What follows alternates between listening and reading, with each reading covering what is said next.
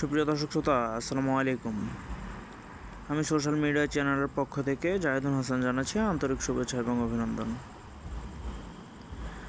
আমরা আজকে চলে যাব মদিনা হেরাম শরীফ, আল হেরাম,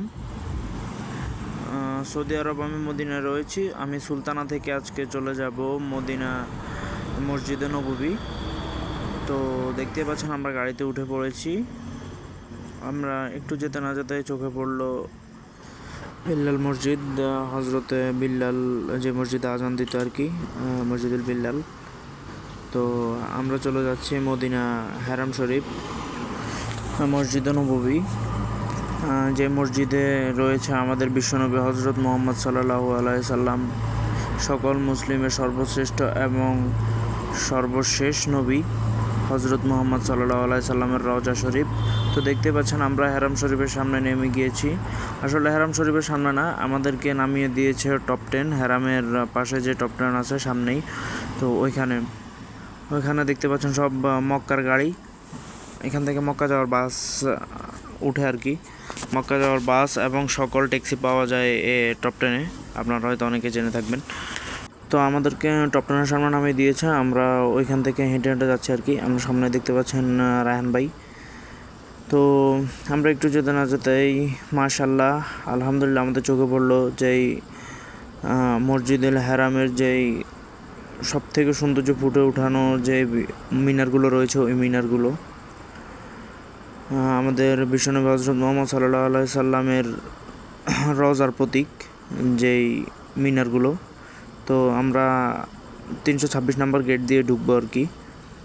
326 নম্বর গেট দিয়ে আমরা হেরামের দিকে ঢোকার চেষ্টা করতেছি। এই মুহূর্তে চলে এসেছে হাজার হাজার হাজি এবং নানা প্রবাসী ভাইরা যারা মুসল্লি রয়েছে। ফজর আজান প্রায় দিয়ে দিয়েছে। তো ফজর নামাজ পড়ার জন্য সবাই তাড়াহুড়া করে সামনের দিকে এগোচ্ছে। একটু লেট করলেই তো ভিতরে যাওয়া যায় না। সকল হাজি এবং সকল প্রবাসী যারাই আসে মদিনা হেরাম শরীফে মসজিদে নববীতে, সবার একটাই টার্গেট থাকে যে যদি একটু ভিতরে ঢোকা যায়, ভিতরে যদি একটু জায়গা পাওয়া যায় আর কি। একটু লেট করলে ভিতরে আসা সম্ভাবনা আজানো অনেক আগে থেকেই মুসল্লি সবাই এসে হাজির হয়ে থাকে আর কি।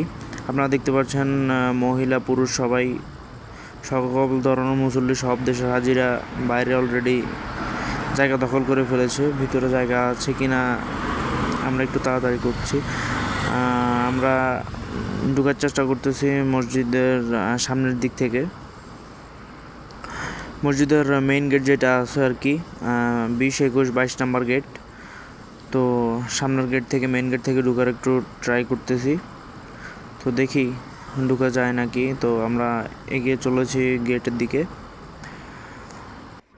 তো আপনারা দেখতে পাচ্ছেন গাইজ, মসজিদুল হারামের সামনের দিক মাশাআল্লাহ কতটা সুন্দর, এবং ভিতরের দিক তো বলার কোনো ভাষাই নেই। আর এই মসজিদুল হারাম কত বড় জায়গা নিয়ে অবস্থিত তা আসলে বলার ভাষা রাখে না। তা আসলে মুখে বলা সম্ভব না। চিন্তা করে মাশাআল্লাহ দেখতে পাচ্ছেন আমরা ভিতরের দিকে রয়েছি। মসজিদুল হারামের ভিতরের দিকটা কত সুন্দর মাশাআল্লাহ। দেখুন লক্ষ লক্ষ হাজি এখানে উপস্থিত নামাজ পড়ার জন্য। ভিতরের দিকেও প্রায় তেমন একটা জায়গা নেই। তো আগে থেকে সবাই চলে এসেছে, সবাই হাঁটাহাঁটি করছে যদি একটু বসা যায় আর কি। তো দেখতে পাচ্ছেন আমি আর রায়হান ভাই চলে যাচ্ছি মসজিদুল হারামের উপরের সাইডে, উপরের দিকে আর কি, যদি একটু উপরে জায়গা পাওয়া যায়। আসলে আমি আগে কখনো মসজিদুল হারামের উপরে যাইনি। যতবার এসেছি ততবারই প্রায় আমাদের ভিতরে পড়ার সুযোগ হয়েছে আলহামদুলিল্লাহ। আর আলহামদুলিল্লাহ এ জায়গায় লক্ষ লক্ষ হাজি চেষ্টা করে আসতে পারে না, লক্ষ লক্ষ মানুষ। আর আমাদের প্রতি সপ্তাহে একবার আসা হয়, সপ্তাহে 2 দিন পর, 1 দিন পর যখনই মন চায় আসলে চলে আসি। তো দেখতে পাচ্ছেন মসজিদুল হারামের উপরের দিক, মসজিদে নববীর উপরের দিক। তো এখানে সৌন্দর্যগুলো সব থেকে বেশি হচ্ছে মিনারগুলোতে। দেখেন একটু পরে একামত দিয়ে দিবে। তো একামতের পরেই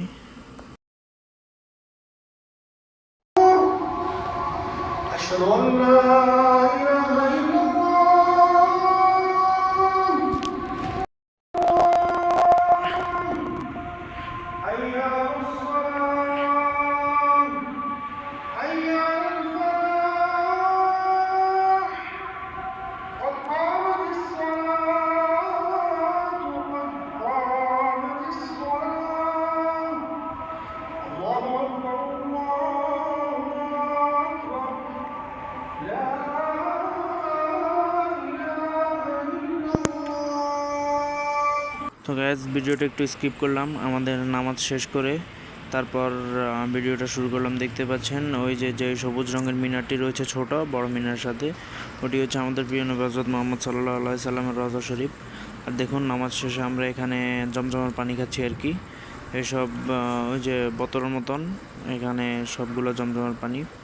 তো আমরা এখন বের হয়ে যাব মসজিদুল হারাম থেকে। বাইরের দিকে দেখুন নামাজ শেষ হওয়ার পরে কত লক্ষ লক্ষ হাজি বাইরে রয়েছে, সবাই এখন বাইরে চলে যাবে। নামাজ শেষ এখন কেউ চলে যাবে জান্নাতুল বাগি দেখার জন্য, আবার কেউ চলে যাবে নবীজির রওজা জিয়ারত করার জন্য। তো আমরা যেহেতু আগে অনেকবার করেছি তাই এবার আমরা করব না। দেখতে পাচ্ছেন রায়হান ভাই আর আমি নামাজ পড়ে বেরিয়েছি।